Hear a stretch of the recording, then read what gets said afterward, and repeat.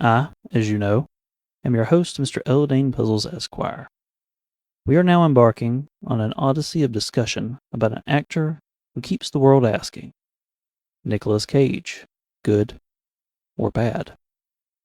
You may have preconceived ideas on this matter, but I promise you, the question has no answer. Our goal this month is to watch 2 Nicolas Cage films. No marathons here. We're spacing out our viewings. You're welcome to join us, but please, be careful. My name is Oinkers, and I'm here to explain the cosmos.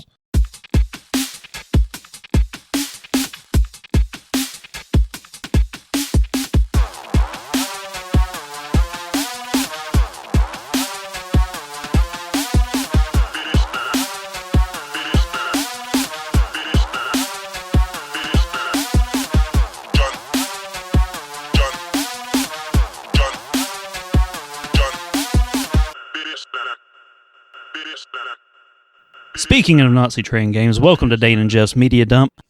I'm your host, Mr. L. Dane Burchett. Mr. Puzzles for short, Dane for shorter. Not with me, as always. We'll get to that in a moment, but we do have Dalton here with us today. The man with the plan, the guest hostess with the mostest. Dalton, man, how you doing? I'm doing all right, man. I'm doing all right. Lots of emotions running through me right now. Yeah, lots of emotions. So I guess we'll go ahead and address the 800-pound gorilla in the room. Normally I would have introduced Jeff first. He's not going to be here. Unfortunately, Jeff has passed away. He tried to watch K-pop Demon Hunters. His testicles exploded from fury and he bled out almost instantly. He will be missed. We're not going to change the name of the show. It's going to stay there as a memorial.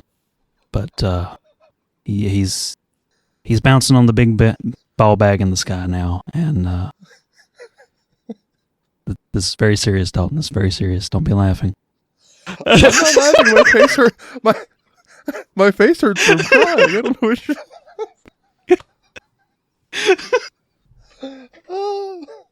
what we're gonna miss you, big ball. But yeah, you big bald duck. So this episode is dedicated to the memory of Giraffrey, Duck Grump, aka Grumpy Jeff.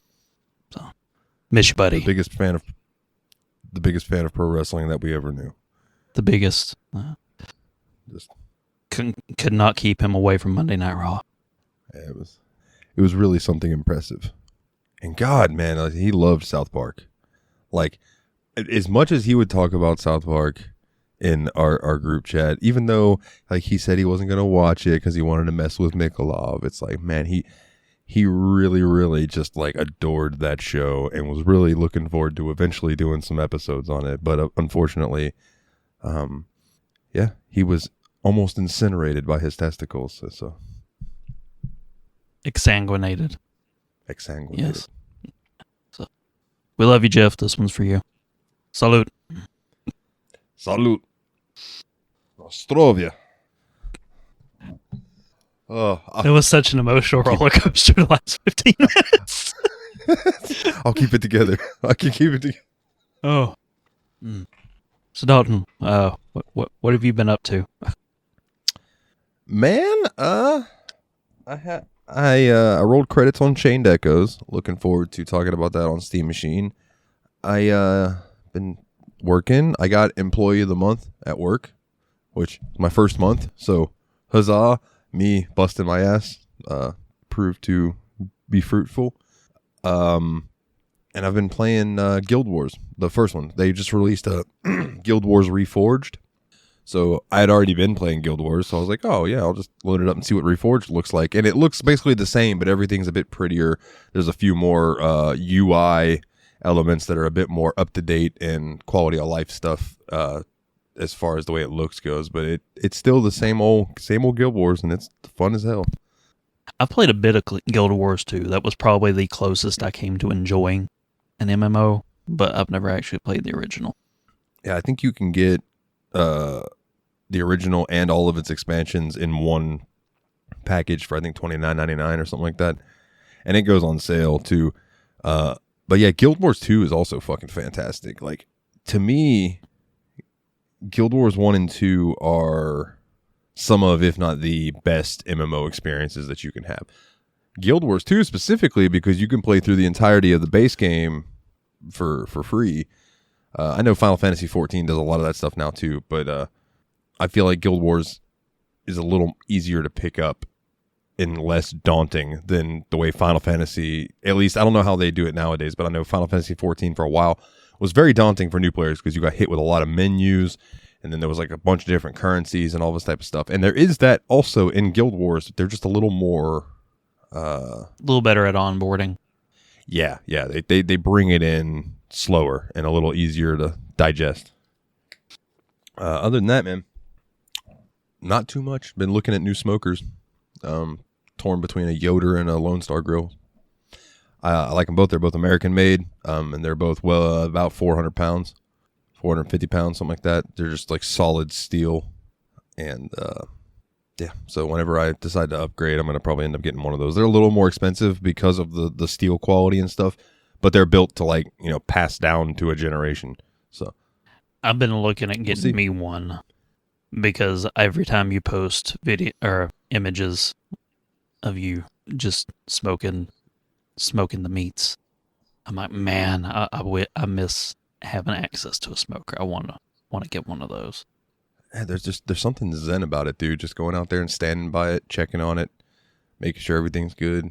Like, same thing with grilling too, dude. You know, if I'm firing up the smoker at a higher temperature to grill, like tonight I did some steaks and I reverse seared them, but just heating it up and then putting the meat over the fire and just hearing the sizzle and getting that smell. Oh, dude, it's just there's something so nice about it. I love it. I don't drink beer much, but like I can imagine having a nice cold beer while you're doing that would be good. Oh, I always have a beer when I'm out grilling. I feel like I should have some Bud Heavies just for that purpose.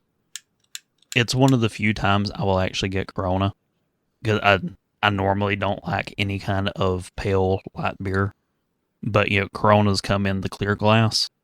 Yeah. Expressly because the recipe intends for the beer to get skunked. Because, you know, if light hits beer for so long, it kind of gets that skunky taste to it. Yeah. Corona is meant to have that. And when you get it, suddenly Corona tastes good. So if you've never actually tried it, like, get you 6-pack of Corona, just let it set out in the sun for 15 minutes, then put it in the fridge and get it nice and cold, and it'll taste good. Huh, I didn't know that. Normally I just pop it open out of the fridge, hit it with a lime. You don't even need the lime. And, okay. But yeah, that's why most beer is in the brown glass bottle, to keep sunlight from getting in there. But yeah, just 10 or 15 minutes in the sun hits it enough, little bit of the skunk to it, and it doesn't taste like normal skunk beer does.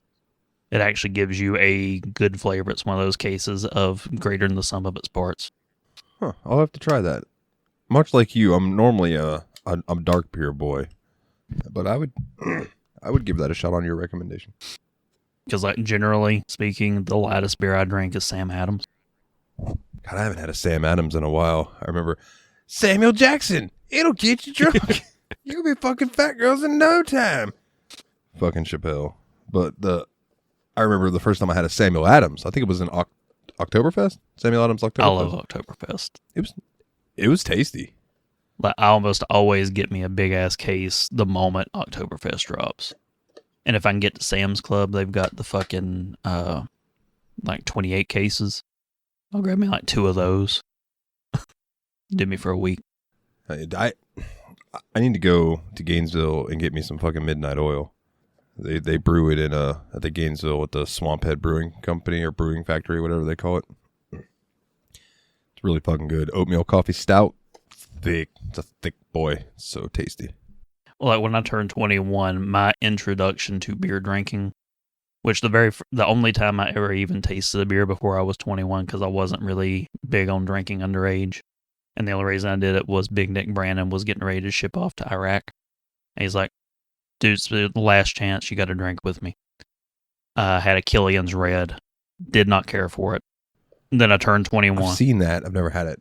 Now that I've got used to beer, I kind of like it. Every now and then I'm in the mood for it. But when I turned 21, the first beer that I actually purchased, they had a like box set where you can get 2 Guinness glasses with 2 cans of Guinness draft in it. So it was like 2 and 2. And I wanted the glasses, so I bought that. But I wasn't going to let the Guinness go to waste. So the first full beer that I drank after I turned 21 was a Guinness. You're starting off with a beer. Yeah. And that became my go-to. Like I kept Guinness in the fridge all the way up until like 5 years later when me and my wife got married. I was sitting at the computer, probably playing Dark Souls right before I rage quit video games for a while. And she walked up and she's like, "Oh, I'm so thirsty," and she snatched up my drink and took a big sip, and then starts coughing and spitting it out. She's like, "That is not Dr. Pepper." You're right. It's not. She was not ready. It's his friend from down the road, Mr. Guinness. He owns the Post. I'm sure you've heard of their world records. Oh, so employee of the month, huh? Yeah.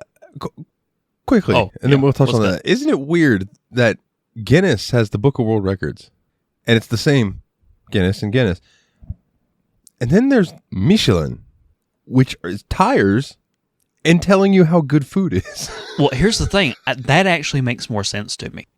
Because the whole impetus for creating the Michelin stars was making a road guide of restaurants you should hit to encourage people to drive more so they could sell more tires.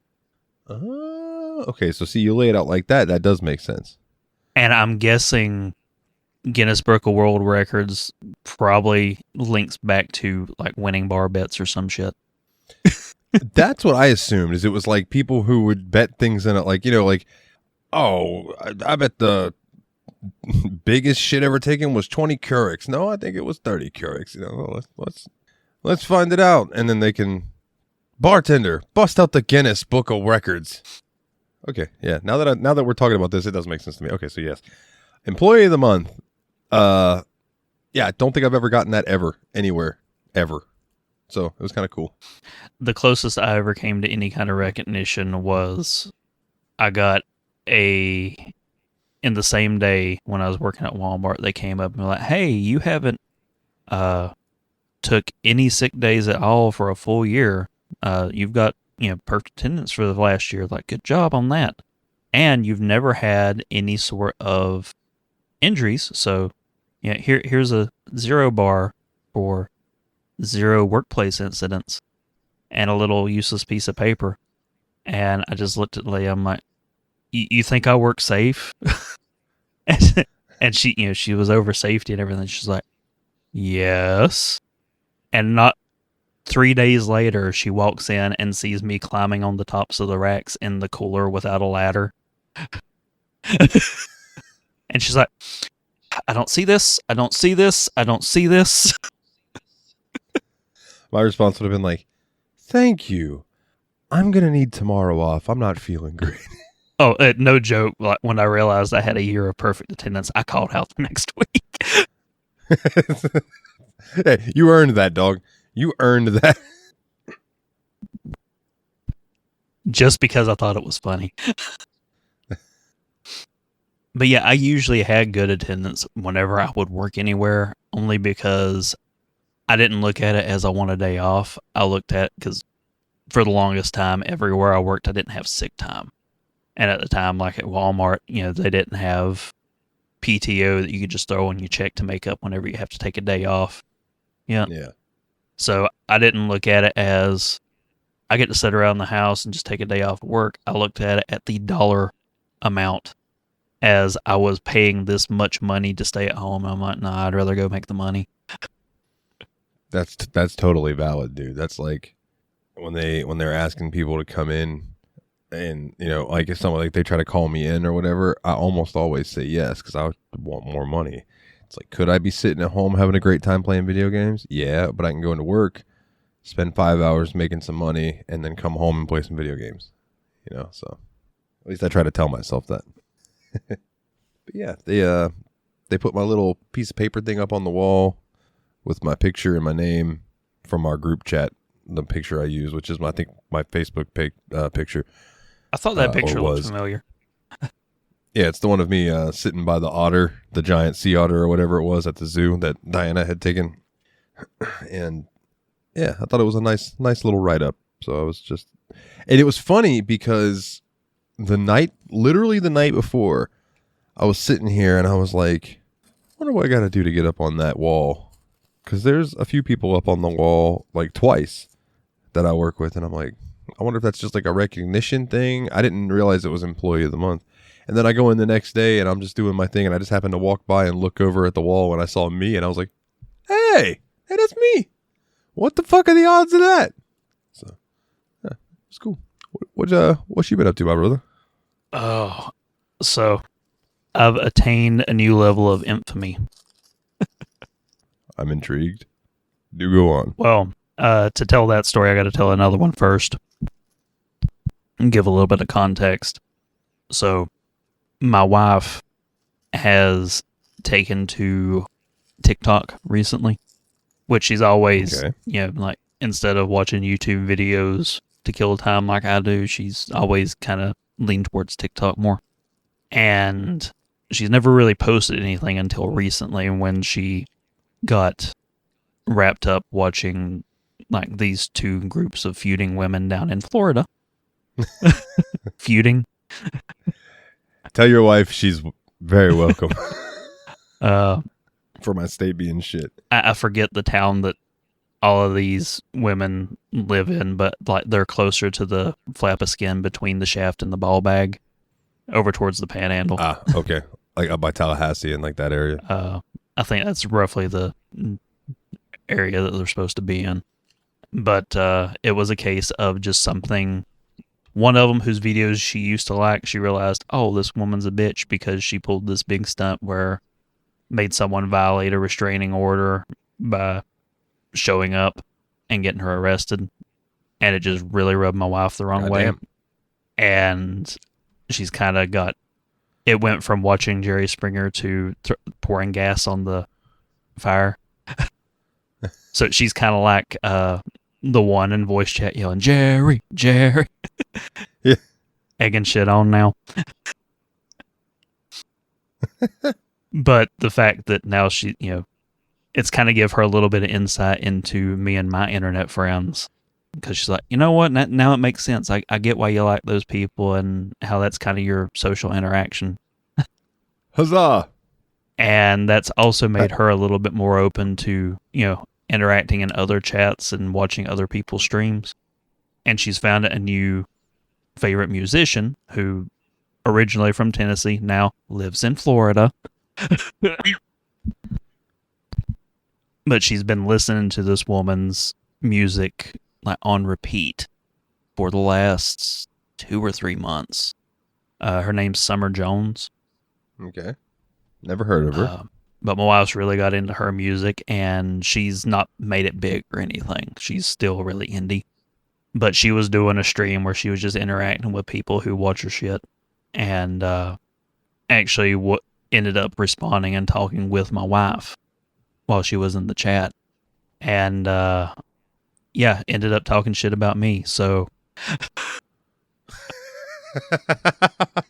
Because my wife was like, my husband is so sick of you where I've been playing you constantly. He's like, man, fuck him. Fuck your and husband. And apparently she goes off on this rant about, get rid of all the men, just kick them to the trash and this, that, and the other. But, so the fact that, talking smack about Mr. Puzzles, shout out to Summer Jones. Brave woman, you'll get yours. I totally understand your wife though. Like, have you ever had a moment like that? So like, I remember when I used to listen to the Taz show when he would do it live every day on some radio station. I don't remember. It might have been Sirius XM. but it was the Taz show. So I would tune in and listen live, and they used to have where they would like read chats that came through and stuff like that. And he had this producer at the time called the Lumberjack. That was his nickname. And he was this big jolly guy, big old face. And I wrote in the chat just nonchalantly, I'm at work cutting fruit in Winn-Dixie in the produce section. I'm watching this on my phone. I'm not supposed to be. And I typed out, Lumberjack looks like Cartman all grown up in real life. And Taz goes, he's like, they're talking. He goes, hold on a minute. This one comes from Dalton Suda. Lumberjack looks like Cartman all grown up in real life. That is freaking tremendous. And he just starts cackling. And I was like, yeah, I popped him. So like, I know that feeling your wife had when she was sitting there and all of a sudden the chick's talking about what she said. Like that's just a great moment, dude. Your wife's going to love that woman forever now, just so you know. Which? Until she gets a restraining order put on somebody. Well, here's the thing. I've watched some of the random shit that Summer has posted on TikTok. She's got some hilarious fucking stories. She definitely has our tendency to overshare. Most of my favorite people do. Like, one story she shared was about when she was a kid at the salon with her mom, and her mom and the stylist were just, sitting there talking shit. And she really wanted to be able to like get involved in the adults' conversation. So she decided to share the discovery she had recently made about how there's an extra hole down there where you pee from. And I was like, shut the fuck up. And she just kept going on and on and on. Like, no, stop. Shut the fuck up.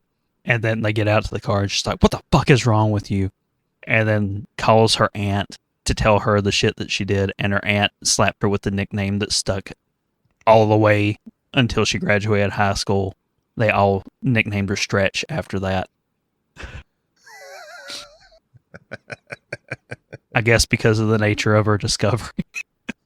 Yeah, I was going to say, I'm assuming because she had to stretch to look. Yeah. But my wife heard that one. She's like, I don't listen to your show, but I imagine this is the sort of shit that y'all talk.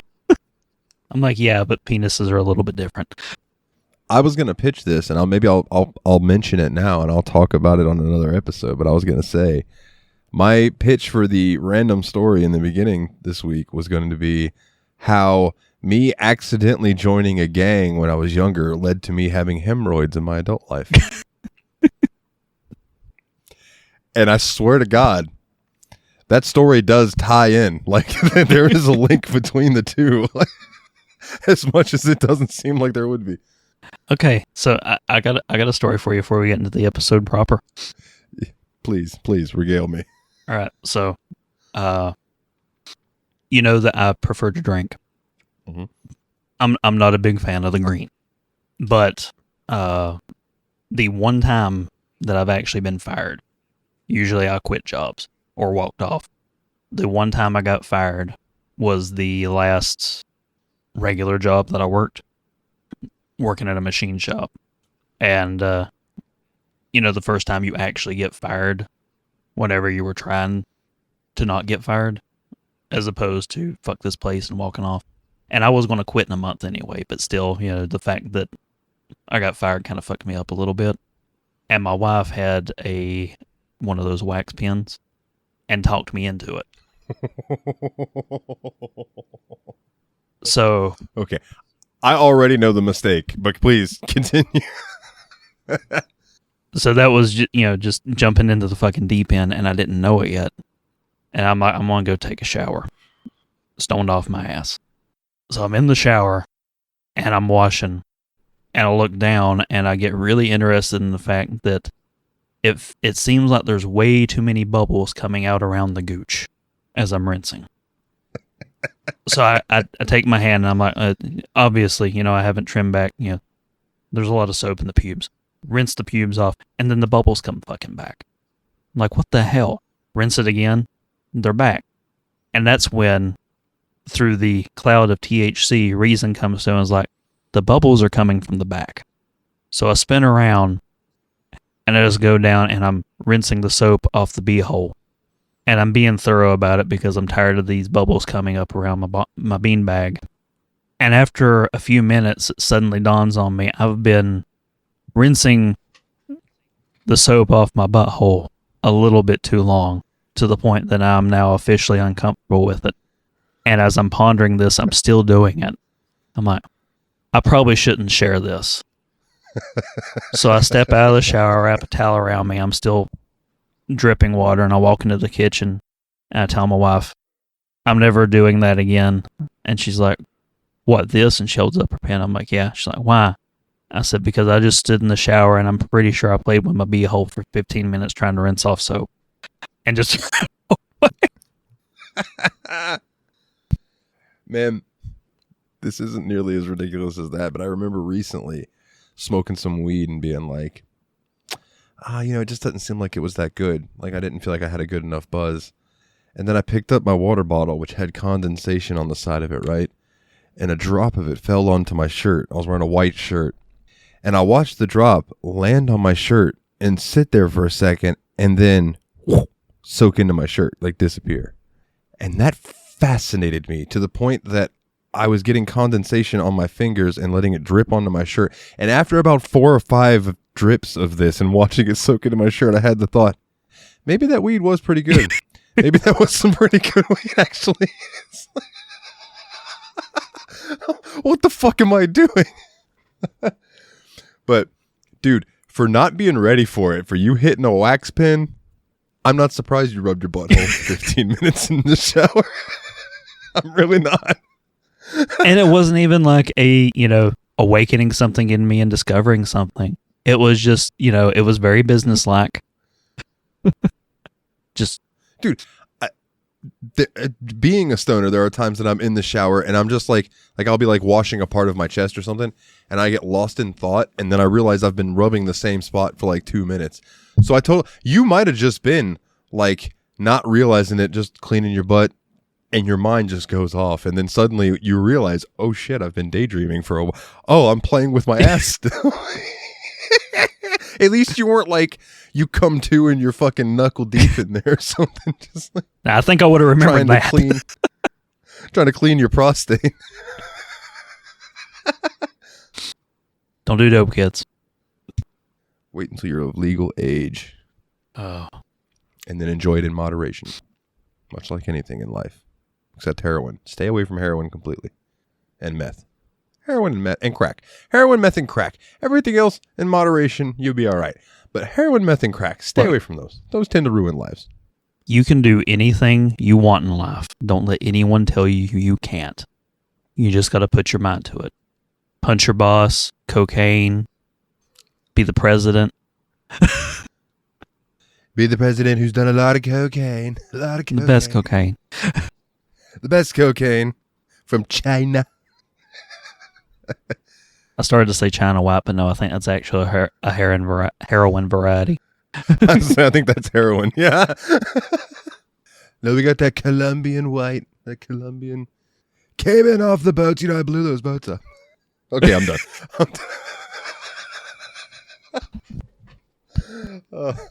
Yeah, be careful. We are a MAGA podcast. Jesus Christ. Oh. But anyway, long story short with the TikTok shit, now my wife actually is planning a trip down to Florida. Because she's actually made a couple of friends in the midst of all this shit. She's like, hey, didn't you say Dalton lives in Florida? Yeah. You want to go down and visit him and then visit them? Yeah. If she's, well, depending on where at Florida that her friends are, you could make a loop out of it.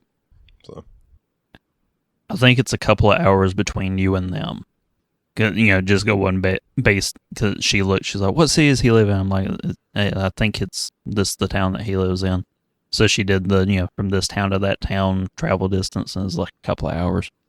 So yeah, we might show up and pay you a visit. You'll get warned ahead of time. Sometime next year. Tell me ahead of time, man. I'll get some beef and have it ready to go on the smoker, man. We'll eat good. And maybe I can drag you guys to St. Augustine and show you one of the oldest cities in Florida. And you can walk the grounds and know that Nate has also walked those grounds. Oh. Yeah, furthest south So I've ever been was Savannah, Georgia. I've never gone further south than that. Which Savannah's nice. You ever been up there? I have. I've been to. Oh no, I'm sorry. I think it was Valdosta that I used to go to because that's where Wild Adventures was. I've been through Georgia though because I used to have some family that lived in North Carolina, so we would go up through Georgia, through South Carolina, up into the mountains in North Carolina, and then go visit them. But that was when I was really young. Actually made it all the way to the mountains. Yeah, my aunt and uncle lived in a fucking cabin up near the mountains. I don't remember a ton about that place. I remember it like a big gravel driveway, and I remember it being like a fucking like log cabin, but huge in 2 stories. Really, really cool place. But I mean, when I tell you that I have like little flashes of memory of it, and that's it. That's all I've got. Yeah, we had a family member on my dad's side, and I was so young that I don't even remember who the hell we were visiting. But the only 2 things I remember about the trip was I had my Mighty Max. Remember Mighty Max toys? The boys version of Polly Pocket. I had the skull thing. We had just got that, and that was the toy that I played with, and that she lived right on the line between us and Tennessee. So you could actually stand on the back porch, pee over the railing, and you were pissing into another state. That's the only thing I remember. I remember what the woman looked like. I remember pissing over the railing into Tennessee and playing with my Mighty Max thing on the car ride up. I know my grandma was from Williston, North Carolina. Like, that's where most of her family was at.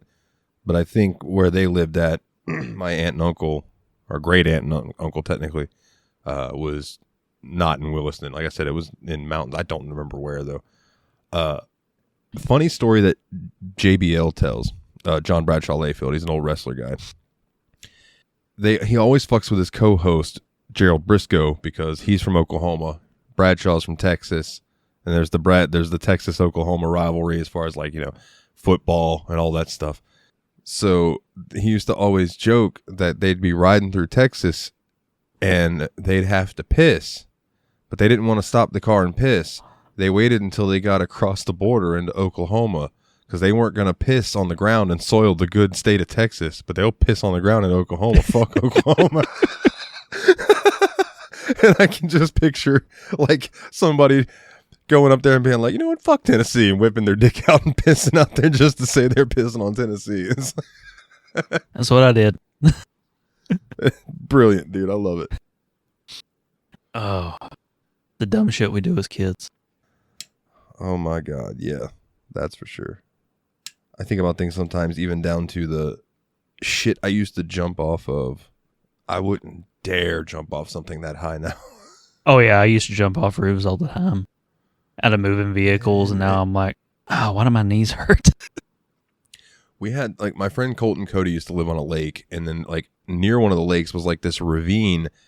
I guess it was for, like, overflow or something like that, but it was never, because the water's always been low here since we moved, like, but there was this area that was, it went, it was a big-ass ditch, basically, is what this thing was, but it was concrete, but after the concrete was a bunch of soft sand, and it was, like, 20 feet, and we would run from the top of that hill and just jump and see how far we could go and land feet first into the soft sand and then slide down on our butts and slide the rest of the way down. And I don't know how any of us didn't get anything broken doing that. Like, fucking wild. Just sailing 10 feet just through the air and then landing. See, the dumb shit we did, like when I was in Cub Scouts, at least twice a year we would have a big camping trip to Stone Mountain, which is not too far from here. And all it is this big fucking granite mountain. And like when you look at it, like half of it, all you see is just this gigantic rock from far away. And then there's still dirt on it on the other side and trees and shit. And at the campground that we would always stay at, there was this big slope where the granite was exposed. And we would like climb up to the top of it and then essentially slide down it And once you get started, there is no stopping. Once you have momentum has So you. it's, snowboarding without the snow or the board. You're just sliding down a fucking rock. And I remember watching the older kids do it, and my first time up, I'm like, no, this looks fun. So I climb up to the top, and I've never had the sense to be afraid of heights or speed. And I get started, and immediately I realize, oh, I have zero control right now. And I'm slowly drifting to the side, like Daniel said not to. Because off to the side, there was a rock jut that would launch you in the fucking air. And the first thing he told me, he's like, make sure you stay on this side of it. Don't go off to the left. You'll hit a rock and it'll shoot you off. So I hit that, and I just fucking launch up in the air. And I have this moment of clarity where all right, this is probably it. And you kind of... And in that moment, I saw God. That moment where you as a 7-year-old, sliding down a rock face, coming to terms with my own mortality. And I'm like, I can go out a bitch or I can go out a Viking. Little Dane just freeze frame. You're probably wondering how I got myself into this situation. Yeah, like basically. So I I decided to go for the woohoo. I'm like, if I want to die, I want to give them a show. Land again, keep going, and now I've got, extra gravity pitching forward. So whenever I finally hit dirt, I'm just ass over tea kettle, and I roll for like 15 feet downhill. And my little brother was standing at the foot up. He's like, that looked awesome. I want to try. And this was like my first big brother moment where I really had to step up. And I'm like, no, we're going back to the camp. You'll die. And I don't think he ever fully forgave me. My leg is broken. Yeah, pretty much. I'll beat the shit out of me. Like, I was all scuffed up. But, get back to camp and everyone looks at me like, what the hell happened to you? I'm like, I tripped. My brother's like, no, hey, shut the fuck up. That's not what happened. Oh, dude. Shut up, you were adopted. Yeah, dude, I can only compare that to speed wobble on a skateboard going down a hill. You get going too fast and your board starts to wobble, and then it just gets worse and worse and worse, and then there's no control in it and you're fucked at that point. So like, I know the fear that you maybe not even the fear, just the oh shit that when you're like, there's no avoiding this. Oh, it's a terrible feeling, dog. That's a terrible feeling. Inevitability is a terrible feeling. Like, tying it back, that's probably the reason I don't like most mind-altering things, because I don't like feeling out of control. Like, that's why I like drinking, because I know I can get up to this point, and I'm good. Like, I'm not going to do or say anything that I'm not okay with. Yeah.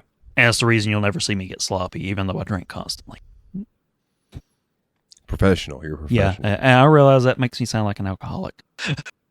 Around here, we call it a professional. No, my uncle was a professional. I think there was a 20-year period where he never had a sober moment. Damn. And whenever he would come over to the house, my dad would try and keep up with him. So my dad would be shit-faced, and my uncle would just be like, hey, here, want another?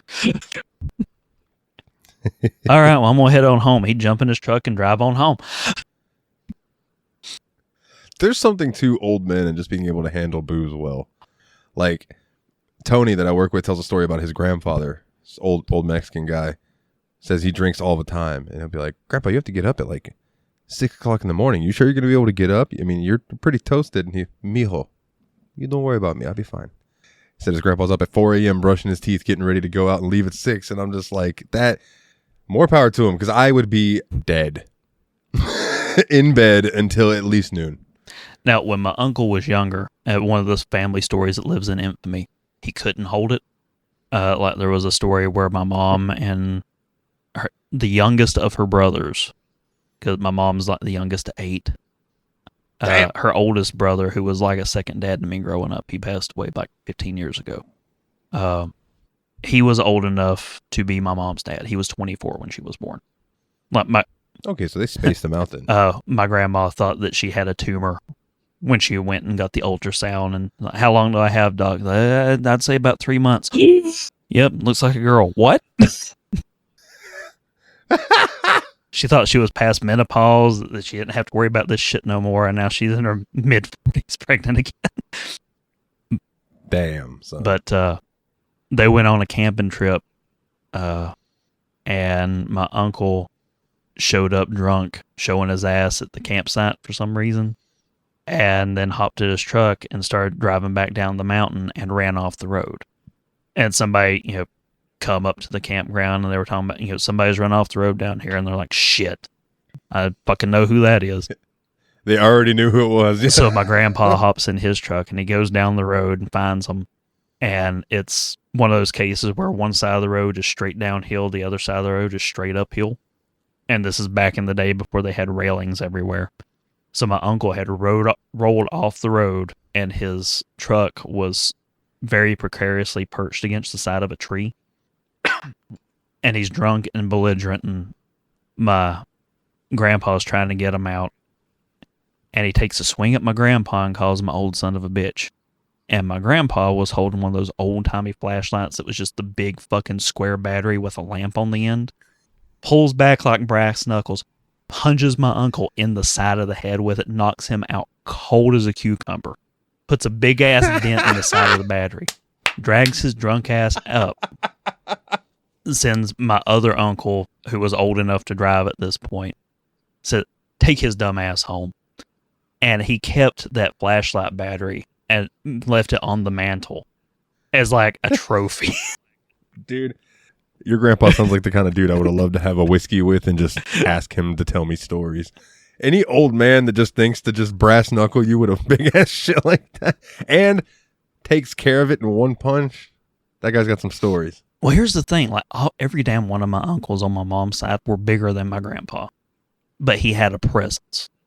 Like, those people who just, they feel a lot bigger than they are. I've looked at pictures of them because I remember my grandpa being a huge guy. He just was an imposing figure. And I look at old pictures, and every damn one of them were at least half again bigger than he was. And like, growing up, they were all the fucking time fighting. And my grandpa was a firm believer in grabbing an equalizer.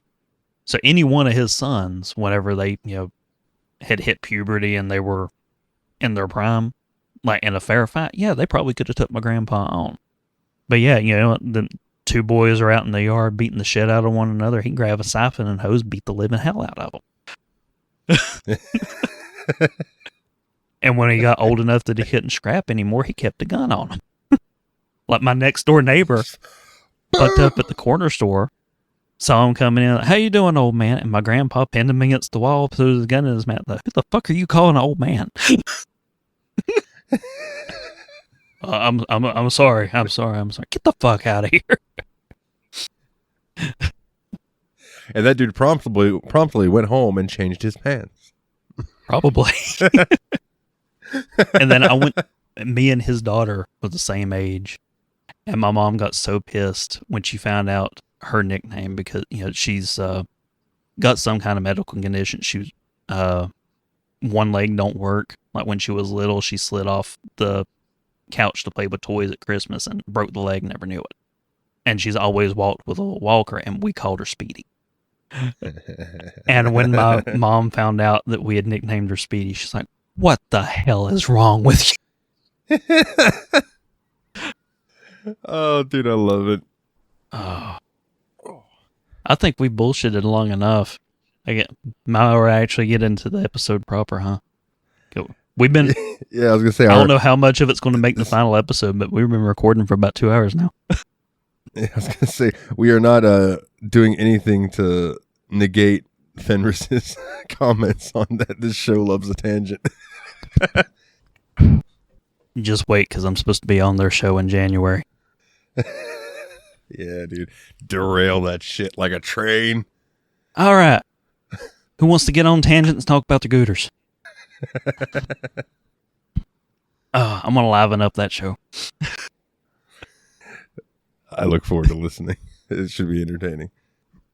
So yeah, Yeah, future reference, Spectre approved. Check out the Iron Maiden episode. I will be there. 666, the number of the beast. Fuck, I said Iron Maiden. Ion Maiden. That is a fun ass game. All good, man. Yeah, you need to check it out. They really pushed the fucking build engine on what they could do with it. It's not Ion Fury? Is it Ion Fury? Oh, yeah, that's right. It was going to be Ion Maiden, and then they got sued by Iron Maiden. So Ion Fury. Ah, okay. I'm sitting here, I'm like, Ion Maiden, that sounds awesome, but like I swore it was Ion Fury. Okay. Ion Maiden would have been a good name too. The fucked up thing is, I still think about it in terms of the original name, even though it's been Ion Fury way longer than it was ever Ion Maiden. But yeah, Iron Maiden shut that shit down. Like, motherfuckers, y'all trying to make a Duke Nukem game whenever you've sold the property. You trying to fucking name a game one letter off from us. We know what you're fucking doing. Quit the bullshit. Go fuck yourself. But John St. John's still in it. He voices the villain. Tremendous. And his name is E. Cud. So, nobody put us on blast. So, to the best of my knowledge, for this week's haha dot and pound of error, still no errors. We're on a roll. So I guess that just kind of brings us to the supposed reason that we're here. The beginning of Nick Cage month. And we opened it up with probably the cagiest thing I've ever seen this man do. Ghost Rider, Spirit of Vengeance. I sent a message to Nate, Willie, and Mick last night that said, simply, this is one of the most Nick Cage things I've ever seen in my life. Specifically, and I know we got to get into our blurb and all that, but specifically the scene where he's got the dude pinned against the wall, and he's just yelling at him, and like his eyes are doing the weird shit. He's scraping at the doors. Yeah, he's scraping at the doors. I can feel it. And like so that happened. Looking at the camera and shit, like, oh my god, it was fucking so entertaining, dude. Was it? Well, we'll touch on that. So we'll go ahead and get this out of the way. Our mandatory internet blurb, courtesy of themoviedb.com. Ghost Rider, Spirit of Vengeance, 2011. User score of 50%. He rides again. When the devil resurfaces with aims to take over the world in human form, Johnny Blaze reluctantly comes out of hiding to transform into the flame-spewing supernatural hero, Ghost Rider, and rescue a 10-year-old boy from an unsavory end. So, $57 million budget. More than doubled it. So, I guess after advertising, they definitely broke even with this film. But man, this is the most Nick Cage thing I've ever seen. This is... Okay, so the thought that I had coming away at the end of this thing was, this is what I think comic movies should be. Campy, action-packed, and fun while not taking themselves too seriously. Whereas nowadays there's some superhero shit out there that takes itself far too fucking seriously. I blame Nolan's Batman trilogy. I do too. Even though I know the comics were also, dark themed and everything. It's like no one thinks about 60s Batman, bang, pow, boom, and all that anymore. They just think about Christian Bale. Well, Shoemaker's Batman movies were the ones that I grew up with, with the bat nipples. Yeah, the bat nipples. So that was Clooney, wasn't it? Yeah, Clooney did one and Val Kilmer did the other. Yeah, that's right. But those movies were ridiculous, and I can understand why Hollywood wanted to get away from that type of superhero movie. And then you get to Raimi's Spider-Man trilogy, which I still think Spider-Man 2 is probably the best example of a superhero movie done right. Yeah, I really enjoy those first couple Spider-Man movies a lot. And I've kind of become an apologist for 3, because even with some of the cringy things that happened where they forced him to shoehorn Venom in there, and Raimi loved Spider-Man, but Venom was after his time with the comics. So he didn't really have the background to be able to do him right and do him justice, and they just wanted him in there because Venom would sell. Yeah, Venom was cool. And ended up being wasted for, Tobey's Spider-Man run. But I feel like this movie kind of falls in line with that school of superhero film. Yeah, I agree. But this was made before the era of like Avengers and all that. I know this was made after Dark Knight and all of that stuff, but I feel like this was still holding on to the shreds of the before. Yeah, 2011. When did the MCU really kick off? What year was Iron Man? Is that 2003? 2008 was Iron Man. So this was after the MCU had started, but before it really kicked it into high gear. Okay. And 02 was Spider-Man, right? Tobey's first Spider-Man? Maybe? I think it was 2002. Or maybe that was 2003. 2002. Yeah, you nailed it. Yeah. So I think that this kind of still comes from that breed of superhero movie where, yeah, we're taking it a little bit serious, but we're also still kind of being a little bit silly with it and having fun with it. Because Avengers wasn't until 2012. Yeah. And that's where it just became a cash cow. I think back then, Marvel was still just doing like 1 or 2 movies a year. We weren't having a movie every 3 months and a TV show that you got to keep up with and all this other shit yet. Back when they were still earning fan investment. Yeah. And that nothing against the comics. The comics may still be incredible. I don't know. I haven't read them recently. I need to go check out Mega Comics' new location, but I'm over the cinematic universe. I've heard the last couple movies have been pretty good. I know over on Tadpog's Discord they're talking about the new Fantastic Four movie actually probably being the best installment or approach to the Fantastic Four in film. So I'm thinking about giving that one a shot. And I've heard that Thunderbolts was actually pretty good. But it's, Thunderbolts is setting up the new Avengers. And everyone's, with like one exception from the cast of the heroes that they have in that, are former assassins who carry guns and had super soldier serum. All right. So, not a very wide power set. No, they're going to be like Power Rangers. Like one of them, I think, what is her name? Ghost, maybe? She showed up in the Ant-Man and the Wasp. Not Quantum Mania, but like Ant-Man and the second Ant-Man movie. Like some kind of weird quantum thing can phase through shit. That's her power set. Well, that's which cool, she though. uses to be a ninja assassin. As you would. But the new Avengers is being led by Bucky. So I guess they have that going for them because I do like Bucky. That's Winter Soldier, right? Yeah. Okay. That might have some legs. We got the Russian version of Captain America in there, whose name I forget. Captain Russia. Like the Red something, maybe? I'm Comrade Russia. Comrade Russia.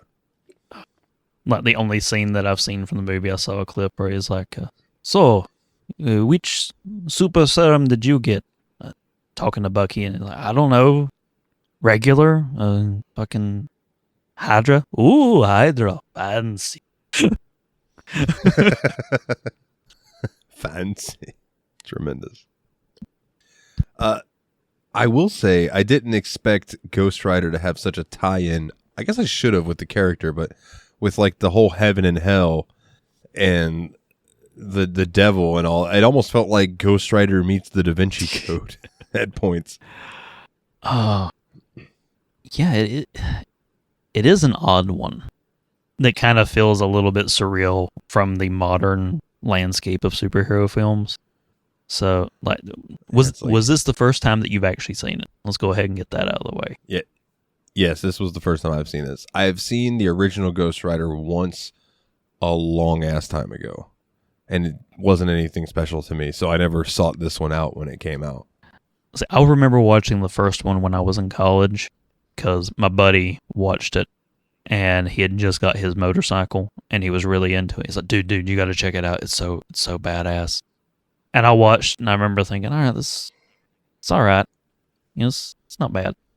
The best part of the movie is at the end when he runs into Sam Elliott, who was the former Ghost Rider, and they do one ride together, and they have that weird techno version of Ghost Riders in the Sky playing in the background. Yeah. And he's, riding his horse that turns into like a flaming zombie horse, and Nick Cage is on his motorcycle, and they blaze across the desert.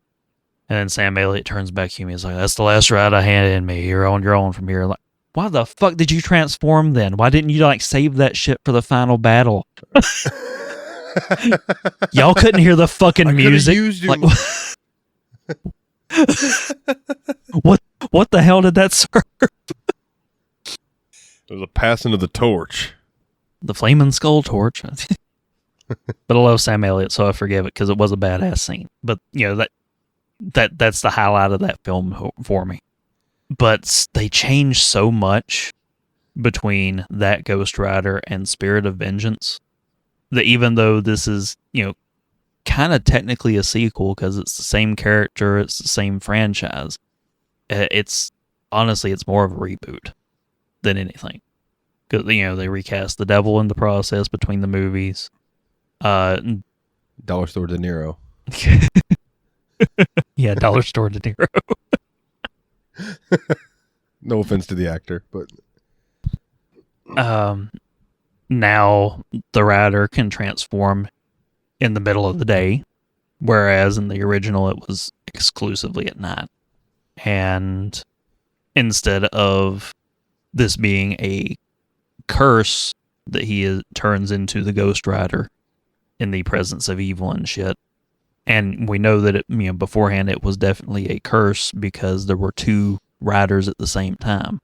Now he is possessed by a fallen angel turned insane through torture and hell, who went from being the angel of justice to now the spirit of vengeance. And I forget the name. I know it's almost Thanatos, but it's not quite the same. Like Xanathos or some shit like that. Something along those lines. So, if to be the Ghost Rider, you got to be possessed by this one very specific crazy angel turned monster, then you can't have two riders. And you get that by signing a deal with the devil. And yeah, if it's one entity, then that I don't see that entity possessing multiple people unless it's a very powerful entity. Which, to kick the devil's ass, he would have to be, but still. Yeah. He did piss fire without complaining, so. It burns when I pee. Whole new meaning to that, yeah. Homeboy had a level of clap that I have never seen before. All the penicillin. Need all the penicillin. Yeah, all of it. But, plus Cage's characterization is, like we said, way, way cagier in Spirit of Vengeance than it was in the original. He was very, very subdued and serious. And as much as I love Nick Cage in this movie, I don't think he was necessarily a good casting choice for Johnny Blaze. But this was a great casting decision. Yeah, it's like, would somebody have done it better and it have been a better movie? Yes. Did Nick Cage do it as only Nick Cage can do? Absolutely. And it was fantastic. To quote our fallen brethren, is it a good movie? No. But it's a good movie. It's not a good movie, but it's a good movie. It's not a good movie. It's a good movie. And a cool 90-minute runtime. He would have loved it. He would have loved it. R.I.P. Jeff. Oh. El Jefe. I loved dude. Like, so my mom saw the beginning of this movie and the end of this movie because she was coming in to burn at those times, and she got to see that first. Oh yeah, I didn't even think about that. Yes, sir. And that first transformation, for one, when Idris Elba showed up, I went, "Is that fucking Idris Elba?" And his eyes looked crazy. I think he had the same contacts that he wore in the fucking Thor movie. It wouldn't surprise me, dude. Like, but he just like he shows up, and I hear him go "merde," and I was like, I thought that meant fuck. Apparently, it means shit. But because he's Jim Carrey says it in The Mask as well, "merde." But anyway, so I'm right there. I'm like, Idris Elba, what the fuck? So then it introduces, and I'm just like, okay, so he's like Tom Hanks in the Da Vinci Code, except he's like an angel of God type guy, and he's looking for Nick Cage. He finds, he's chasing after the little kid and the woman. We'll get to that story bit, I'm sure. But when he gets Nick Cage and he's like, I need you to find this kid. I can help cure you. I need the rider's help. And Nick Cage, when he lets the rider out for the first time, and that scene where it just shows him tearing off, going after the scent, dude, that was fucking awesome. That scene is fucking sweet, dude. So just one last point of comparison before I get off on Idris Elba. Okay. So just the Ghost Rider transformation, comparing between the first movie and this movie. The effects for the Rider in Spirit of Vengeance are so much better. And the fact, like, the charred skull was just a chef's kiss moment because it's an awesome touch. Yeah. Cause, like, the first one just looked super fake, and in this one it doesn't necessarily look more real per se, but it's definitely got more of a style to it that I personally was willing to accept. It looks badass. Yeah. But the transformation, like the actual process of like everything burning away as Cage turns into the Rider, that effect was done, in my opinion, done better in the first. I don't think you ever really get a good look at Cage fully transitioning from Johnny to the Rider, besides just that weird thing where he's kind of warping out into the skull head as he's screaming strange Cageisms. I feel scraping at the door. Yeah. I didn't care for that. Yeah, but because that scene I'm talking about, you just hear it. You hear boom, and then Idris Elba runs around the corner, and you see the big flame trail, and then Idris Elba watches as the Rider rides off in the distance, and then the next time you see him is when he shows up to save the kid and the girl, and he's just there already. Like, fucking, I don't know, man. I thought he looked badass, like, personally. It's definitely a badass look. And like you can see on the leather jackets, like cooking from the inside and bubbling constantly from the fire. Yeah, just fucking sweet, dude. I was like, hell yeah, that is motherfucking Ghost Rider right there. But it's really weird seeing him in the day so much, because Ghost Rider does not feel like the sort of thing that you see at daytime normally. Yeah, it's like he would just show up at night, like just all of a sudden, boom, there's Ghost Rider, and you have to worry about that. And it's like, man, I don't want to see Ghost Rider out for lunch. Which, come to think of it, that might be the reason that they went with the decision to give the skull a charred look, since there's so many scenes where it's out in the day in this kind of deserty landscape, give you more of a contrast. Yeah. Because it would make sense, if he's in the first movie, it can only be out at night. Well, you want to be able to see the skull, even though there's flames on it. So that's going to make it stand out if he's got a white skull. But, let's talk about Idris Elba for a minute in this movie. For one thing, cybermonks never work, and they went with that in this movie. But his French accent that he put on for this film is so terrible that it wraps back around to being artistic. Idris Elba, there was a few moments in this movie where I laughed out loud. One of my favorites, was from Idris Elba, in that thick French accent that he was doing when he's like, I've been saving this wine for 4,000 years or whatever, 2,000 years, And he's like, we'll share it together. And then when it gets to the moment where he pops it open and he goes, cheers or whatever, and he takes a sip of it and he goes, not bad.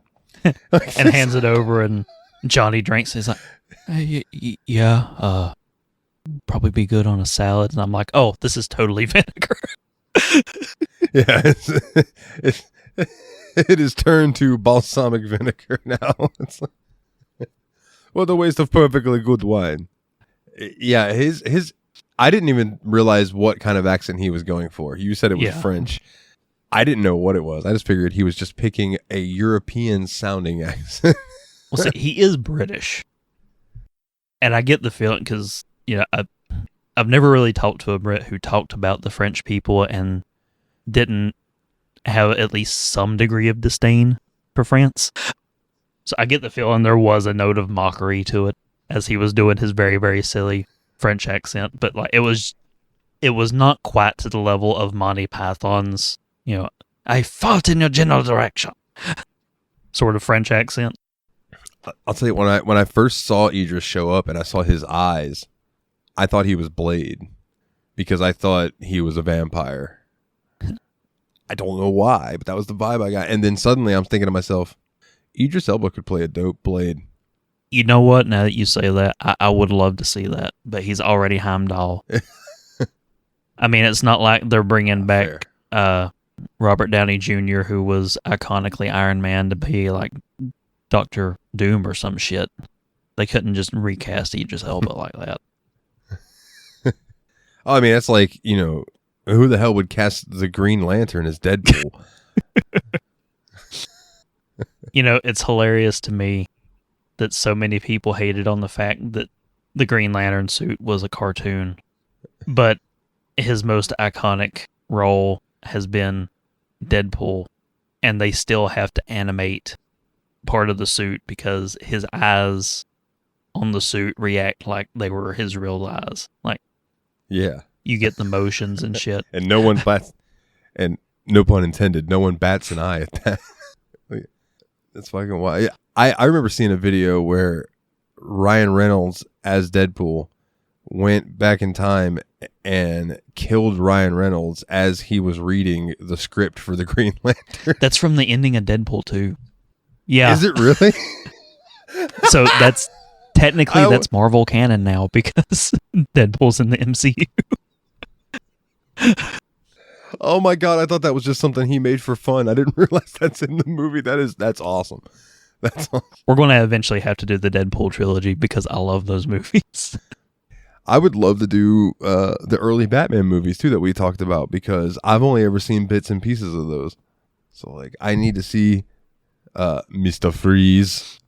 I need to see Jim Carrey as the Joker. Like I need that in my life. And the fact that in Deadpool 2 Jeff Brolin plays Cable and he was Thanos. Cable. Yeah. That joke comes up. Yeah, there's a point where Deadpool looks at him and is like, chill out, Thanos. Oh, dude. See, I love little fourth wall breaks like that every now and then. That's all the Deadpool movies are, is fourth wall breaks. Yeah. Well, like in Ghost Rider, that I think it's at the end of the movie where he turns and looks at the camera and goes, so that happened. And it's just like, yes, bitch. What the fuck? Again, a Nick Cage ass moment too. Just or the end of the movie is like, did we win? I'm going to say yes. Hell yes. And like the face he makes after that, I fully expect like the Looney Tunes ending to come in like dun dun dun dun dun dun dun dun dun dun. That's all, folks. So let me see if I kept up with the plot. There's a woman who was dating a drug dealer who was in a building that was bombed or something. She's laying there dying. She makes a deal with the devil to survive. The devil impregnates her with a child. She gives birth to the child. Years later, the devil comes to take his part of the deal. Idris Elba knows about this kid, knows what's going to happen with this, gets Ghost Rider, says, I need you to help me find this kid so we can bring him to these monks that I know. They will heal you, and then they're going to take care of the kid. Am I with it so far? Yeah, more or less. Okay. Then the old man, transfers some of his power into said drug dealer after the quarry scene, which we need to fucking talk about the quarry scene. That is the highlight. But so then old man's face is fucked up, and that's when he became Dollar Store De Niro, because every face after that was like he was like doing the. I know listeners can't see it, but you can see that I'm doing the stereotypical De Niro face that everyone does when they're doing as De Niro. Jeff used to say, our viewers. Yeah, the viewers who are listening to this with their ears. R.I.P. Jeff. So that guy becomes male rogue. Anything he touches decays except Twinkies. And the kid has enough of the devil in him because of a phone call. All right, so that he has the same powers as that's a step where you've lost the plot. So, okay, thank you. Take over now. The kid is the devil spawn, and the whole premise is they're on a shot clock to fulfill a prophecy where the kid's essentially going to be the Antichrist. The devil made a half demon spawn, and as such, the kid has his same power set, but because he's not entirely human, the devil will be able to possess the boy and, use his full devil powers without burning through a human host. Because the people that he possesses are just humans, and because of that, by using his, awesome devil powers, he's burning through a human body, and it gets destroyed in the process. Which explains the face and what happens. And the deal that happened with the phone call was him doing some kind of weird devil magic incantation to keep the Ghost Rider from being able to detect the presence of the boy. So that's what he was doing there. Okay, that scene. I don't know. I can't feel him anymore. No, he's not dead. I just can't sense him. They're hiding. Yeah. It's just the I love your Cage impersonation. No change in tone. Just no, he's not dead. Like, he didn't change his facial expression. Like, it didn't even show the woman. It was just like that was such a funny scene, dude. It's because if they showed her face, it would have just been her doing the what the fuck look. Which is basically every time that she's on screen with Cage, she's kind of giving the what the fuck face. Yeah, some of that had to have been genuine. So just a smidgen had to have been like... Oh, I know some of the behind the scenes stuff. We'll get into that later. There was a lot of just everybody, what the fuck is wrong with you, Cage? So this is the mighty Nicholas Coppola, huh? But, after getting the kid back and getting him to the cybermonks, they do, in fact, remove the curse of the Ghost Rider from Johnny. Which, quickly, again, was a moment where Cage just got to be Cage, writhing around on the floor, thrashing about, making noises and faces like, chef's kiss. Just in time for the monks to, surprise motherfucker, we're going to kill the kid. Which is where Idris Elba, turns against the monks, but the drug dealer with the decay power shows up, kills all the monks, makes off with the kid for the devil's ceremony. That was also a badass scene. How that whole thing was filmed where he took the monks out, that was really cool. I looked at, my mom was in here for that, and I said, this shit's cinema. This is so cool.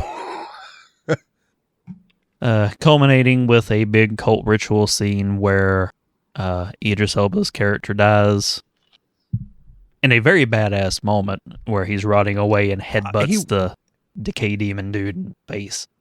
Yeah, he went out like an absolute badass. You took the words out of my mouth. Like, the fact that like he could feel his head rotting, and in his last strength, he just throws himself forward and headbutts that motherfucker and turns to dust. That dude is a boss.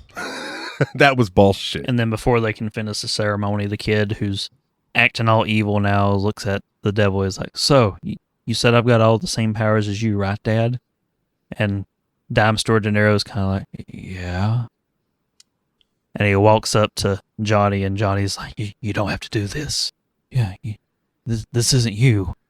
And then he sees it in the kid's eyes, and he's just like, do it. And the kid just belches the fucking rider back into Johnny. Another cool scene. And then we get our final road chase because for some reason the devil has to resort to a getaway car. The rider wrecks them, kills the kid in the process, but he gets to, chain the devil up and send him back to hell. Imagine this for the finale, right? The rider shows up and the devil's looking at him, and suddenly it goes slow-mo and the devil turns and he looks towards the sky and these wings sprout from his back as you hear Seal, I believe I can fly. I believe. And the devil takes off and Ghost Rider just whips the chain up, catches him, and yanks him down. And the song goes, and starts playing Jey Uso's theme song. Just me who's boyish. Oh, Jeff would have loved that wrestling reference. Dude, Ghost Rider hits a spear, all the remaining monks go one up. It's Ghost Rider with the steel chair. Why is there not a wrestling game with all of the gritty superheroes from Marvel's universe in it? That would be what? That would be. Why fun. Is there not WWE 25K cross Marvel? I know there was the Action Arcade Wrestling, which was originally going to be a Chikara game, has a really wacky creator. It's its own separate exe. You run the character creator and then upload it, and then you can download it in the game. And there are people that have made Superman, Batman, and all of these different people. So you could absolutely, and now that I'm thinking about it, Fire Pro Wrestling World, dude, the little 2D guys that you could set up, you could absolutely have an entire federation of superhero. We should do that. I will workshop this. And we could do that. Oh. Yeah, after he sends him to hell, just the Ghost Rider screaming triumphantly at the sky next to the kid's corpse still in the flaming car. Then the mom shows up. And it's like, oh, wait, oops. Yeah, this was the point where I had one problem with the movie. Ghost Rider gets the kid, and he's carrying the kid. And I looked at my mom and I said, you think he would hold him a little further away from his head? Because that kid's head is resting on Ghost Rider's shoulder while his head is as hot as hell. Oh, yeah, the flames were licking his fires hair. Of hell. It was literally licking his cheek and his hair. And I'm like, that's the only giveaway that's CG flame. I mean, not the only giveaway, but that is a big giveaway that it's not real. Well, I mean, it's the devil's kid. It would make sense that hellfire wouldn't burn the devil's kid. I will give you that. I didn't think about that. That's your problem with it. My problem is the kid breaks his ankle halfway through the movie, and then we just ignore it after openly acknowledging it. You hear the crack when they rescue him at the quarry. It's like, I think I broke my ankle, and they're helping him out, and then they make their escape, and whenever the Ghost Rider's catching up because he's in kill the evil mode, and he's going to get the kid, and the kid just walks out on his not broken ankle anymore and commands the Ghost Rider to just be gone, essentially. And gives Johnny ED. Maybe it was the fully black eyes healed him. I always have liked that effect. I know they're contacts, but anytime an evil character's eyes go solid black, I'm always like, oh, some shit's about to go down. You would probably love Supernatural because that's how they denote demons in that show. They will blink and then they will have the full eye blacked out contacts. That's a show that's always been on my watch list, just never towards the top, but it's slowly making its way there. I've heard of I would like it. In my personal opinion, the show peaks in the 3rd season, which got cut short over the writer's strike. But the first 5 seasons were the original vision that Kripke had whenever he pitched the show. and it should have ended there. But then they drag it on for another 10 seasons. It had 15 seasons? Holy shit. Holy shit, dude. Yeah. I didn't realize that. Wow. Damn, son. But like, I liked Supernatural enough that I actually started, like, I changed the way that I dressed to be more in line with the way Dean dressed in those early seasons because I thought it was a cool look. Hell yeah. I mean, that's better than like watching The Sopranos and then dressing like Tony Soprano. So. Or watching Breaking Bad and switching to tidy whities. And a little hat, a little Heisenberg hat. Say my name, motherfucker. Heisenberg, you're goddamn right. You're goddamn right. What a show, dude. Still never seen the final episode, but what a show. Did you watch El Camino? No. I've been meaning to watch the final episode, the movie, and Better Call Saul.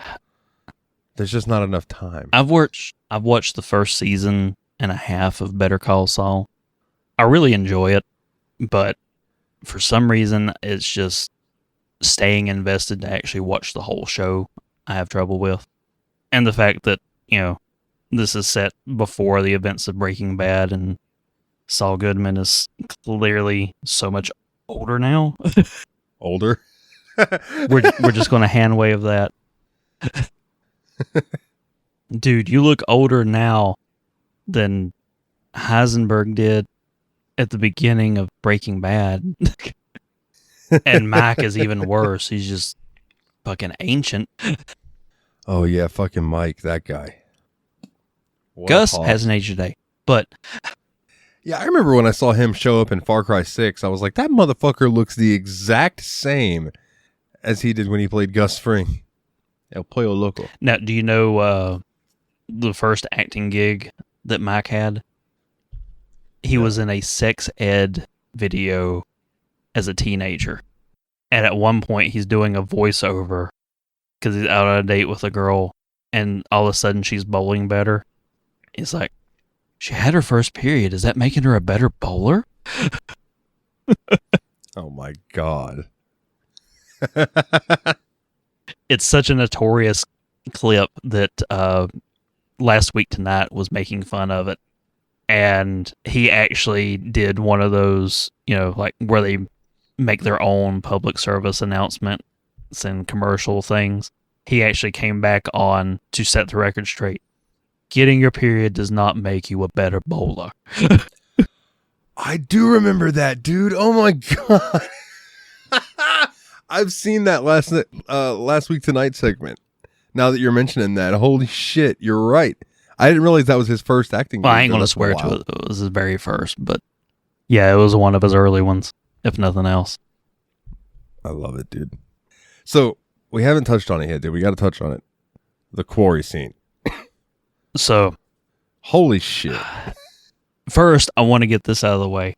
They made a massive mistake making that the midpoint of the movie. I disagree, but give me your reasoning. Because that is, hands down, the peak rider scene in the entire film. So, after this scene happens, it can only be downhill for the badass action. Now, you still get plenty of fun cage crazy, but for the badass action scenes, like, that is the crescendo of the film, and it's right smack dab in the middle of the movie. Okay, that reasoning I can understand. I thought it worked well as a roller coaster. Like, you had that first introduction of the rider in that fight, then some story, and then go back up real high for that big middle of the ride drop for the quarry scene, and then you come up and you go through the corkscrew toward to the end. That is the final scene, and then you arrive safely at your destination with a hell yes. For me, it just kind of made the final confrontation with the devil very anticlimactic. And the final fight with the Power of Decay dude was a little bit underwhelming when you hold it to that standard. The ridiculousness that is the quarry scene. So, let's set the stage. For anyone who hasn't watched this yet, if for no other reason, it's on Netflix till the end of the month. You need to go on Netflix and watch Spirit of Vengeance. for nothing else but this scene, if you watch for no other reason. The power of the rider is whatever he is riding transforms with him. He shows up at the quarry, and they essentially have these rocket launchers that they're buying from an arms dealer. That's like the Fat Man from the fucking Fallout games. You're shooting a little mini nuke. It's a homing missile launcher, too. Heat-seeking. What better weapon? Oh, yeah. They blast the rider as he's coming into the quarry. They celebrate. Holy shit, he's walking out of the flames like a badass. They hit him again. They think they've got him. And then they see him like in midair, slow spinning. Like, what the fuck's going on? We still didn't get him. And then he just cage crazies up in a dude's face who unloads a full magazine out of a fucking Uzi into his mouth, and then he belches the molten lead in the dude's face. Fucking incredible moment, dude. It's just like escalation after escalation. They blast him again with a grenade in the chest. This time, takes the wind out of him. And he looks up at this gigantic piece of machinery in the middle of the quarry, which looks like a gigantic, 20-foot tall, circular saw, but they're diggers. It's like busting and digging away rock, circular saw thing on a gigantic arm. And the rider scrambles up the ladder, jumps in, and starts throwing these levers back and forth, screaming in ecstasy as this gigantic piece of equipment bursts into flames in the most metal scene in cinema history. It's a fucking earth mover just completely engulfed in fire, throwing it around like a child in a fucking candy store, just happy as a... Every time I watch this scene, I can feel my testicles swelling with testosterone. Yeah.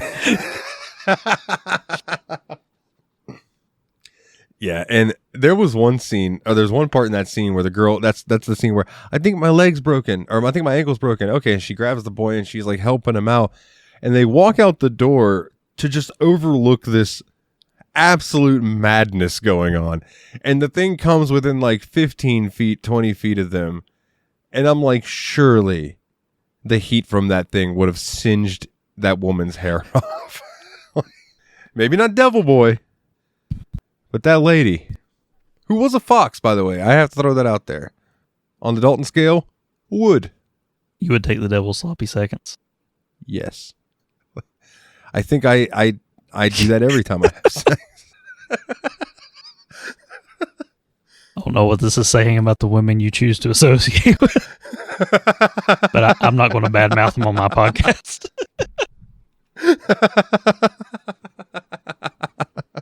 My understanding, they were all very nice ladies. They're all very, very nice ladies. I would agree. And I would venture a guess that less than half of them actually had sex with Satan. Yeah, maybe only one or two. Oh. But yeah, quarry scene, fucking tremendous. Like, if you don't watch this whole movie, go seek this scene out on YouTube. So, a little bit about the behind the scenes, because I know a lot of it was used in this quarry scene. So, unlike the first movie, when you hear the rider's voice in Spirit of Vengeance, it is Nick Cage. It's not another actor doing something. And they did a bunch of effects so that it's kind of hard, unless you're really listening for it, to be able to tell that it's still Nicolas Cage's voice. But he also did the mocap for the rider. That makes that scene make a hell of a lot more sense in the... And when for the stuff that they were filming on set, and this is where it gets fun. So, he would put on face paint. So he would, paint his whole face black with a white skull pattern, like shaman style, and he actually equated it with being like a shaman when he would do these scenes. So inside his jacket, he said that he had all these like mystical stones, like obsidian and things like this, to give him power. And he was kind of convincing himself that he really was this kind of otherworldly shaman and that he was summoning the rider. And apparently he was legitimately scaring people on set. Now, the way he frames this is that they were frightened of the spirit of vengeance that he was channeling through himself on set. I think that they were afraid of the crazy person in face paint. Yeah. This lad's lost his mind.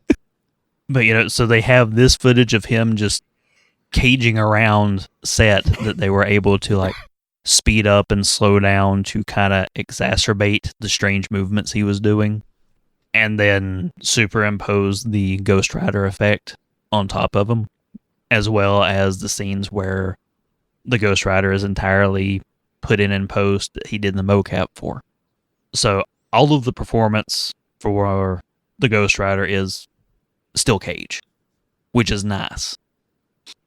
But he did some crazy shit to get this movie going, because anytime he's in the presence of evil, he turns into the fucking Joaquin Phoenix's Joker and starts laughing like a lunatic. Yeah, and contorting all different weird ways, and like his head's always like twitching, and his face is dude. It was so Nick Cage. I don't even know how other way to describe it other than that. Like, this was the perfect role for him in a sense. And I know you said this is the first time you've actually got to watch this movie. I watched it not long after it hit DVD. I didn't watch this in theaters. But the whole time I was watching it is me and my brother watching it.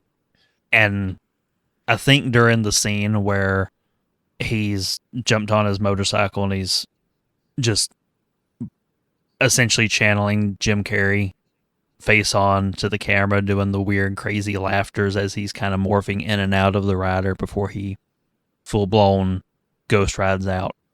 While we were watching that scene, I actually paused the movie. And I said to my brother, who was sitting at the computer, I said, this movie feels like it was done by the same people who did Crank. And he goes, hold on.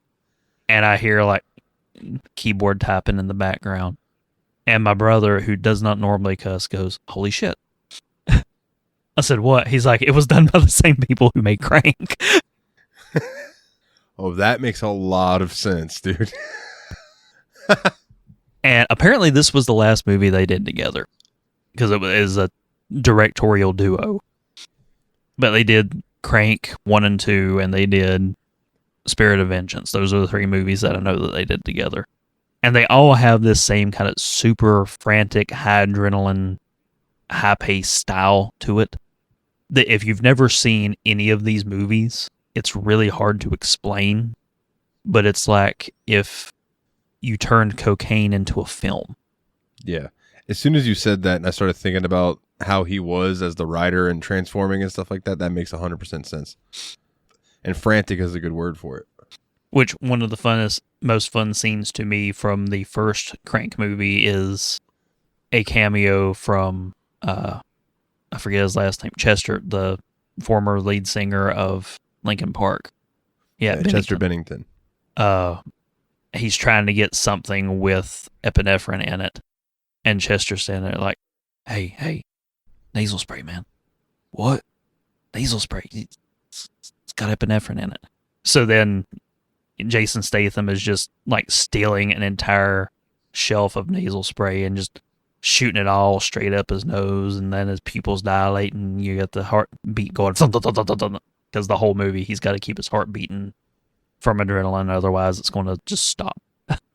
Which was the reason for the frantic pace of that film. Yeah. And then the second film, I got to keep jump starting my heart, because now it's, I'm running on a battery because they took my heart out. Because even though I had whatever the fuck that was in me that stopped it, apparently his heart was super strong, and they were going to give it to this big gangster who was existing in a series of fish tanks dismembered, and now he's got a heart, so he's a real boy again or some shit. I don't know. That movie was fucking insane.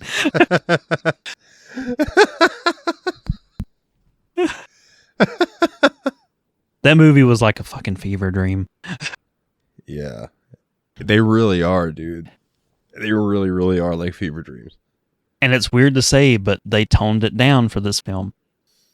Yeah. Comparatively. Yeah, absolutely. Yeah, it's so like this is probably the most chill film that they did together. Yeah, I really enjoyed this flick, man. It was just a fun romp.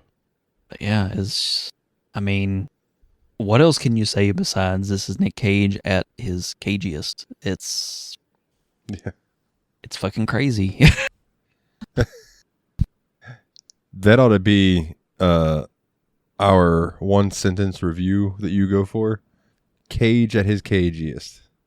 Cage at his cagiest. Wait, I thought the kid broke his ankle. There you go. Because I watched this movie by myself the day before our normal screening, and then I popped in right after the quarry scene, which pissed me off while you and Kana were watching it. And I watched the rest of the movie with you on that one. And that was when it clicked with me. Wait, that kid's ankle was broke. What the fuck happened? And he's totally fine now, man. It's the power of the devil. But Dime Store De Niro did get their one PG-13 allotted F-bomb at the end of the movie. Worst fucking deal I ever made. Yeah, worst fucking deal. Just before Ghost Rider. And at that point, I was going to say just before the rider yeets him up in the air and then sends him back to hell. Yeah, which is fucking cool as well. And then he falls into hell like fucking when dying in Mortal Kombat. It did have the vibes of a fatality animation. It did, because he goes like go back home or something like that, and I was like, it's the polar opposite of get over here, go home. Yeah, I didn't even make that connection. That's a good one. I was still under the impression that mer meant fuck, and I thought that they had snuck in a sneaky second fuck in a PG-13 movie by using a different language, but I was wrong. So yeah, I guess you got anything else you want to cover with the movie? I mean, I think we've kind of start to finish covered it. Yeah, I think we've pretty much covered everything that I had to talk about, man. I thought it was a fun movie. It was a very fun movie. I would love to see this incarnation of Ghost Rider pop up in the MCU. Yeah, just someone like they're dealing with somebody evil and they're really having a problem with it, and all of a sudden it's like you see the sun crest down and it gets dark out, and then they're like, we don't know what to do, and then just they see this fucking blaze of light, and then just start seeing streaks of fire, and then suddenly just boom, there's Ghost Rider, and it's fucking Nick Cage. Hell yeah, let's go, baby. Which I know that in the Flash movie they managed to sneak in Nicolas Cage's edition of Superman in like a little clip. I don't know if you've ever seen the pictures of him wearing the tights with long ass hair and shit. I think I have seen the pictures, but I didn't realize it was from the movie never got made. Ah, okay. I was thinking like, dude, am I just missing this piece of But they did have a nod to it in the Flash movie where they bring back Keaton's Batman. Apparently there is a scene where you can see Nick Cage's Superman at one point. That's fantastic. So I can definitely see like a scene in the new Avengers where Deadpool shows up. He's like, hey, I found another one we lost. Remember this guy? And the rider rolls in. Even if he just rolls in and just like says a quip and rolls off, and then Deadpool just being like, wasn't that fucking cool? You know that was Nick Cage, right? You know that's Nicolas Cage? Hell yeah. Just look at Deadpool. Go. And leave. Go home. But now he's blue, so then, go ahead and acknowledge that particular bit of lore that they never got to expound on since this movie was critically panned, and they decided, you know what, I think we're done, and they let Ghost Rider revert back to Marvel. What was don't remember. There was something to do with Ghost Rider, but it's gone now. Oh well. That's why they call it dope. But yeah, I will say, just separate from this movie on the MCU front, the multiverse shit has been a mistake. But I do think that as they're bringing the multiverse shit to a close, they do have one really good opportunity. And there are rumors that they're going to pull it off about sneaking Tobey's Spider-Man into the Avengers. Yeah, I heard rumblings of that. I almost mentioned that earlier. I would be cool with that, even though you're going to have like, what, a 50-year-old Spider-Man now? Why not? I mean, how old's Robert Downey Jr.? I don't know, man. I think he was doing heroin steady in the 80s, so he's been around a while. But I would guess Junior Downey Jr. is probably born early 70s, late 60s. Maybe a 69 for a nice. Probably 74. He was born in 65. So he's a year older than my dad. Word, yeah, so he's older than I thought. So that would make sense that he's transferring over to Doctor Doom now. He's achieved Doctor. Well, I'm just thinking. I've heard, like, lore explanations for why they've cast him as Doom as an explanation for why. I've heard theories that it's Doom from another universe possessing the corpse of Tony Stark, and I've heard it's Tony Stark from an alternate universe, and that they're going to reveal that Tony was adopted, and that he was always Victor Von Doom all along. It's just he was raised in a situation that allowed him to become Iron Man instead of Doctor Doom. But the only thing that they've actually said about it is the reason that they've cast Robert Downey Jr. is that story-wise, it has to be him, and that it's related to Tony doing, saving the universe at the end of Endgame. So it's related to the snap. Okay.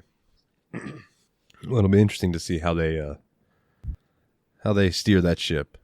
I am going to give them a chance when Doomsday and Secret Wars comes out. I will check those out, and maybe the most relevant movies attached to them, and give the MCU one last shot instead of just cherry picking the ones that I want to watch. Because since Endgame, which lost me the only MCU movies I've watched, like I watched WandaVision, the show, which was the first of the MCU TV shows they did on Disney Plus, and was not impressed. That was the one that was formatted like a sitcom, right? A series of sitcoms, because the whole premise was after Vision died, Wanda kind of went a little cuckoo and created a pocket universe to, bring Vision back and pretend everything was fine. Ah, okay. But in the process was holding an entire town hostage, so in a way she was kind of the unwitting villain of the TV show, which is an interesting premise, but the show just took too fucking long. And I haven't watched any of the other things that they've released since because it just was so underwhelming. And the only two movies that I've watched was Guardians 3, because I love Guardians of the Galaxy, and Deadpool and Wolverine, because I love Deadpool. Like, my hopes were really high for the new Doctor Strange movie, because Sam Raimi directed it. But WandaVision pissed me off so much I didn't even watch it. Well, I'm sure you'll get to it eventually. One day. But yeah, now that Deadpool's in the MCU, I guarantee you, if they put him in the Avengers movies, I will like them just because they actually had the balls to put Deadpool in an Avengers movie. And now that... And it needs to be a PG-13 movie with one F-bomb, so Deadpool can say, it's about fucking time. Well, the fact that they've brought Hugh Jackman back as Wolverine, the opportunity for the meta joke of Deadpool, the whole movie, he's saving the F-bomb, because it's PG-13. Oh, you freaking, I'm not wasting it yet. And then get to the moment where he's like, yes, I can finally do it. And then Wolverine step forward, go fuck yourself. What are you What are you doing? And then just like Ryan Reynolds only he could do, have a meltdown of Deadpool proportion. Cussing him in, schoolyard, pre-middle school. Yeah. And then it would cost them a lot of money to do, but it would be funny if they did like a deleted scene where like how things could have happened, where Deadpool gets so angry at that he kills Wolverine, and then he kills everybody, And then he just goes and starts killing, and then you see him show up, and there's Bruce Banner, and he shoots him in the head. And he goes through it because they play out the Deadpool kills the Marvel Universe, where he just goes through and just starts killing everyone, and then kills the writers, kills the cameraman. And the camera backs up, and you can see the set, and he just starts blasting people on fucking set. Oh, dude, that could be very entertaining. I would like to see them do, but that would have to be that would probably be like the last Deadpool movie. Just do Deadpool kills the MCU. Yeah. If they're ever gonna do like an epic, they're gonna reboot everything Marvel, and as far as movies goes, that's how they should do it. Is they should do Deadpool kills the MCU, because I have that comic around here somewhere, and it is entertaining as fuck. I'm wondering how long before they manage to put enough zeros on a paycheck to get Chris Evans to put back on the suit and return as Captain America. Because his cameo in Deadpool and Wolverine was beautiful. It cracks me up that he's Captain America, because when I see that dude, all I can think of is not another teen movie. I never watched that one, so I don't have that association. The first time I saw him was as Johnny and the Fantastic Four. And then he was really great in Knives Out. Not Another Teen Movie is really funny. It was before all of the Scary Movie clones. So, like, in my mind, in that era, there were two movies like that, and it was Scary Movie and Not Another Teen Movie. But they never did. It's like they did Scary Movie 2, Scary Movie 3, and then they started doing, like, Epic Movie and all of those. Not Another Teen Movie never really went anywhere, but it is a really good satire on those John... help me out. The dude in the 80s that made all it's of right the... on the tip of my tongue, too. You know who I'm talking... I kept wanting to say John Hodges. I'm like, no, that's lymphoma. John... It's like Sanderson? No. John Hughes. He did 16 Candles. John Hughes. Yeah, all those John Hughes 80s movies. 16 Ferris Candles and all of that shit. It's a hilarious rip on those, dude. It holds up to me because I have nostalgia for it, so let me just go ahead and put that out there. It might not hold up to everybody, but it's of its era, and I really liked Scary Movie, and I kind of had fun with Scary Movie 2, but at that point, the shtick had played itself out, and I never watched any of the other movies that were that kind of parody movie. I think Jeff agrees with me on this, that I'll bat for Scary Movie 3. I can't really bat for any of them after that until the Wayans brothers got back together like 8 years ago or so, and they did Haunted House, which is making fun of like Paranormal Activity and those types of movies. It's right back to the goodness of the original Scary Movie. Like they waited long enough that they had freshness with it, and it was so funny. I've seen clips in isolation from later parody films in that style that of themselves bad. Like it was a case of they probably picked the funniest clip out of the whole movie, and that's the one that I'm encountering. Like from one of the Scary Movies where the girl that's in all of them, whose name escapes me at the moment. Yeah. Anna Faris, I think. Anna Faris. Talking in Japanese to the parody version of The Grudge Ghost Kid, but they're just listed in Japanese brand names. Yamaha Kawasaki. I think we've had this conversation before, but I've seen a wrestling promo like that. It was this masked wrestling guy. They said he was some masked dude from Japan. And he was like, "Oh, Wakazashi, Koname Suzuki, Mitsubishi." Yeah, yes. And I'm just like, oh my God, bro. It's like, this is back in like Memphis in the 70s. I bet you money that the times that they've done interviews with El Grande Americano where they're acting like they're dubbing over him, he was probably just sitting there listing the Taco Bell menu. Yeah, I don't know about Chad Gable. I know, oh my God, my name just blanked on Ludwig Kaiser, who's currently doing the El Grande Americano character. He can speak Spanish. Like, he's multilingual, but I like to think that they're doing it like Kung Pao. Oh yeah. Or like he just says some shit and then they dub some other shit over it. Well, we got one last tangent in there. So, dude, what's next up on the menu, man? I guess it's that time. So we're going to continue Nick Cage month. Jeff would have wanted it that way. And Yes, he would. I think with that in mind, just as a tribute to him, I'm going to do a Nick Cage film that I know that he really enjoyed. And hopefully, he's smiling down at us or maybe screaming up at us. I don't know. That's between him and God. But he's in the big duck pond in the sky. The big grumpy duck pond in the sky. Grumpily honking down at us.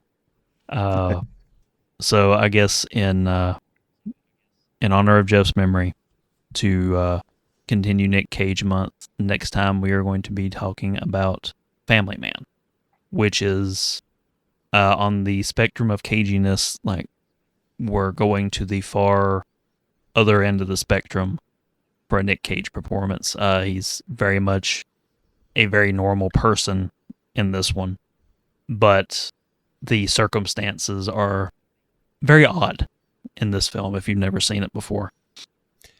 I look forward to this because I have never seen this before. This is another Nick Cage movie that I have no recollection of. So, the elevator pitch being he gets to find out what his life would have been like if him and his, I think high school sweetheart or maybe college sweetheart had stayed together. So the movie is him living the life, married to her, trying to figure out what's his life actually is, because he has all the memories of the life he had already led up to this point with her and their kids. And kind of finds wild. himself sucked into an alternate timeline. So, interesting film. Yeah, I will seek that out tonight so we can have a watch along. And I want to try and get this episode out a little bit quicker than what I've been doing. Life's been getting in the way and motivation's been at a low. So I know how that goes, homeboy, man. Don't feel bad about it, dude. Get it out when you get it out. So if you made it this far, God bless you, because this one was a doozy. But we love you for it. As always, I've been Mr. Puzzles. That's been the Steam Machine. R.I.P. Grumpy Jeff. You've been the audience. And normally this would be the point where I say, Jeff, do you have any last words you'd like to leave the audience with? And I guess for old time's sake, I'm going to do it one last time. Jeff, is there anything you'd like to leave the audience with? Fuck you, Mick. We're not watching South Park. So, that happened. Fuck you, Mick. I'm not watching South Park. He's scraping at the doors.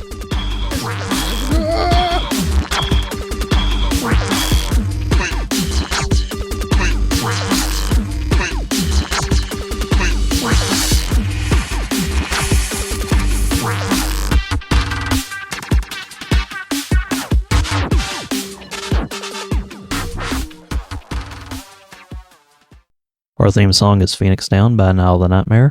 You can find a link to that track as well as his full discography in the show notes or by visiting nilethenightmare.bandcamp.com. Want to hang out with us and a bunch of other entertaining degenerates?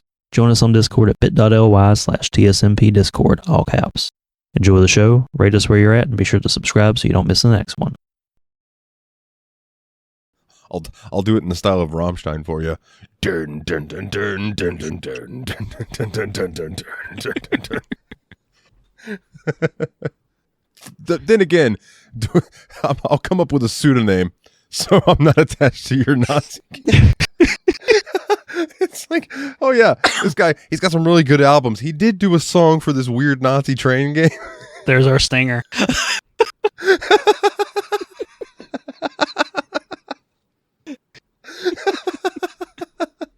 Oh man, Nazi train game. People are gonna be like, "What the fuck were they talking about?" I love it. Oh.